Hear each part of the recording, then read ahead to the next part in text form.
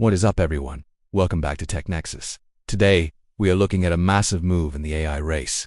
It targets something almost all of us use every single day, the very definition of how we work and interact with technology. We are standing at a crossroads where the giants of the industry are making ruthless decisions to prioritize AGI, often at the expense of the very tools that first captured our collective imagination. Two exclusive reports indicate we are on the verge of a qualitative leap in AI performance. Next-gen models from OpenAI and Anthropic are poised to redefine the ceiling of what is possible. For OpenAI, this has meant making the shocking decision to shut down the Sora app, sacrificing its viral video capabilities to spare every ounce of computing resource for the upcoming Spud model. Meanwhile, Anthropic is seeing a surge in interest from the Pentagon. The officials weigh the implications of a next-gen Claude that could supercharge offensive and defensive cyber capabilities. But as the hype reaches a fever pitch, we also have to look at the cold, hard numbers provided by the new ARC AGI 3 benchmark, which suggests the gap between human reasoning and machine logic is still a vast canyon. While NVIDIA's Jensen Huang claims AGI is already here, the benchmark shows humans hitting a perfect 100%, while the best AI models currently struggle to clear even 0.5%. This is the messy middle of the AI revolution, and today, we are diving deep into every single detail. The narrative surrounding OpenAI has taken a sharp turn from creative exploration to industrial-scale focus. For months, the world was mesmerized by Sora, the AI video generator that promised to upend Hollywood and the creator economy. We saw the high-profile deal with Disney, a billion-dollar partnership intended to bring beloved characters into the AI-generated fold. However, that deal is now dead, and Sora as a standalone application is being discontinued. The reason is as simple as it is brutal. Compute is the new oil, and OpenAI is running low. Internal reports suggest that even OpenAI employees began to view Sora as a drag on the company's primary mission. When you are racing to build a model like Spud, which Sam Altman describes as a system that will truly accelerate the global economy, you cannot afford to have your most powerful GPUs tied up rendering viral videos of cats in space. This pivot marks the end of the side quest era for OpenAI. They are rolling everything into a singular a desktop-native experience that combines chatting, coding, and browsing into a unified interface. Even the specialized teams are being shuffled. The Sora researchers are being redirected toward world simulation, a field that has more to do with the future of robotics and physical agency than it does with digital entertainment. This shift toward raw power and utility isn't just happening at OpenAI over at Anthropic. There is a renewed sense of urgency regarding their relationship with the Department of Defense. Despite a recent 6-month deadline set by the US government and a somewhat public spat over a previous deal, the Pentagon is realizing they cannot afford to be left behind. Anthropic has issued a stark warning to officials. The next leap in AI isn't just about better chatbots. It's about a fundamental shift in cyber warfare. The negotiating officials are reportedly closer than ever to an agreement, perhaps motivated by the realization that whoever controls the next tier of intelligence controls the digital high ground. Interestingly, Anthropic's path back into the government's good graces might involve some creative social engineering. Brad Gerstner, an advisor to CEO Dario Amodei, is suggesting Anthropic would part-fund Trump accounts, a proposal to provide $1,000 to every newborn. It is a tentative, early step toward a form of universal equity, perhaps a hedge against the very displacement their technology is predicted to cause. Even as these companies project an image of unstoppable progress, the actual testing data tells a more nuanced story. The release of ARC AGI 3 has sent shockwaves through the research community, because it strips away the veneer of intelligence that large language models often display. Most benchmarks today rely on language, memorized facts, or cultural cues, things that models are exceptionally good at mimicking because they have read the entire internet. ARC AGI 3 is different.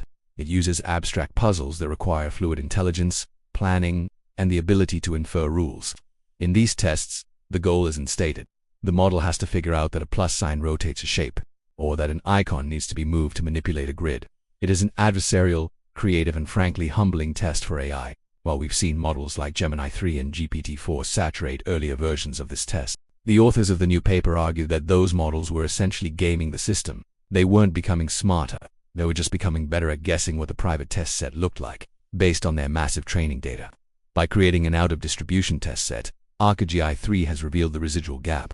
It turns out that when you take away the ability to memorize the answer, today's frontier models are still remarkably brittle. As we look toward the rest of 2026, the strategy for the major labs is clear: automate the researcher to accelerate the research. OpenAI's new North Star isn't just a better product for you. It's an automated AI researcher that can tackle complex problems independently. They're aiming for an intern-level AI by September system that doesn't just write code when asked, but manages the entire life cycle of a research project.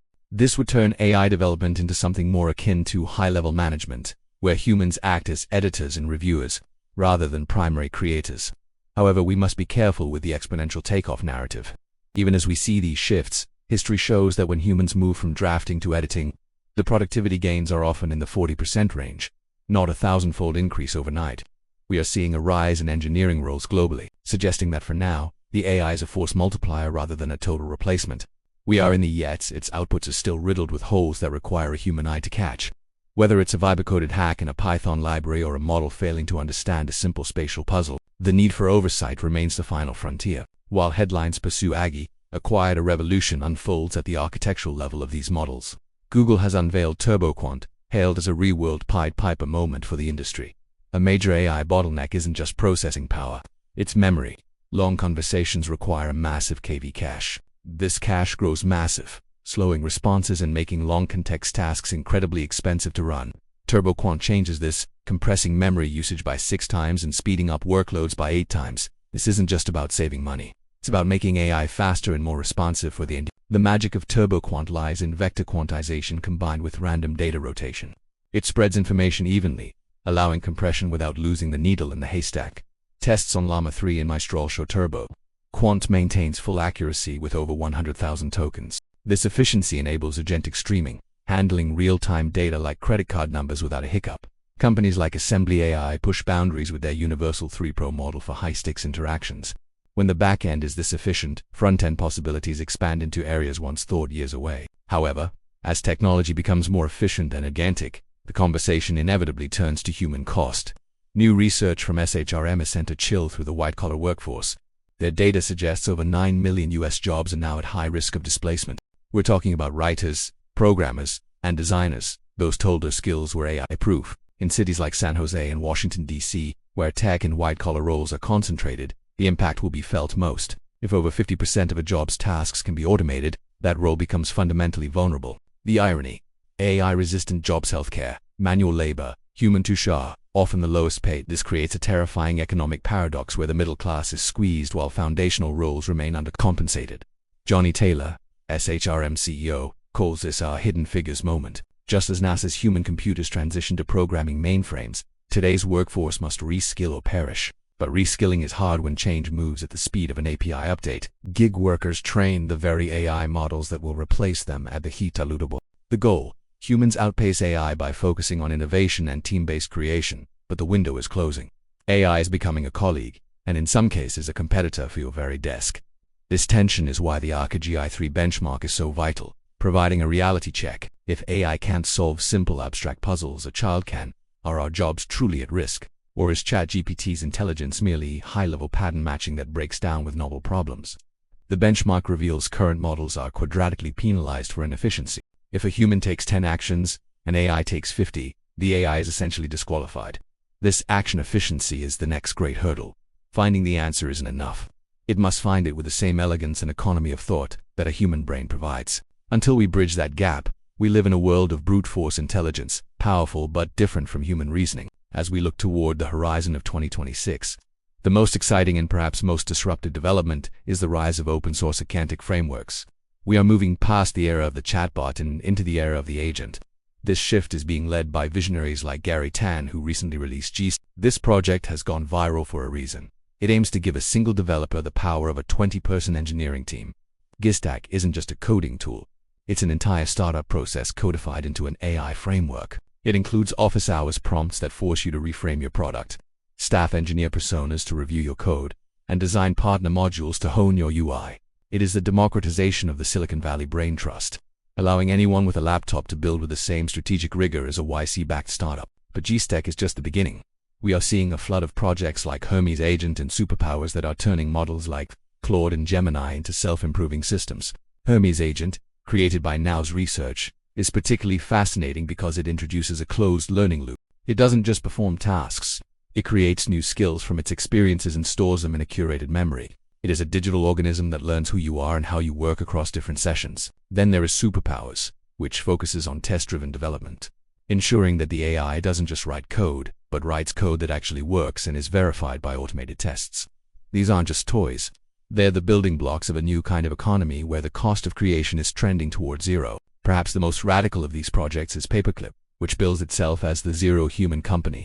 It is an orchestration layer where a team of AI agents, a CEO, a CTO, a CMO, run an entire business with zero human intervention. You assign a high-level goal, and the agents manage the tickets, write the code, and handle the marketing, while the developers of Paperclip warn that we aren't at the point where you can just click a button and get rich. The infrastructure for the autonomous firm is being laid right now. This brings us back to the warning from NVIDIA's Jim Fan. As these swarms of agents become more powerful, they will need shells, layers of security, and oversight. We have already seen VIB-coded hacks where agents accidentally exported secrets to the dark web because they were trying to be too helpful. We are truly in the messy middle. We have models that can compress their own memory and agents that can dream up entire companies, yet we still have a residual gap in basic reasoning. This keeps us firmly in control for now. The coming year will be defined by how we bridge that gap. Will the Spud model from OpenAI finally crack the code of fluid intelligence? Will Anthropic's deal with the Pentagon lead to a safer digital world or a more dangerous one? And most importantly, how will we, as humans, adapt to a world where our interns are becoming smarter than our senior staff? It is a year of transformation, a year of ruthless prioritization, and a year where the line between human and machine becomes thinner than ever before. Thank you for joining us on this journey through the latest in AI. The future is arriving faster than the benchmarks can track it, and we will be here to cover every second of it.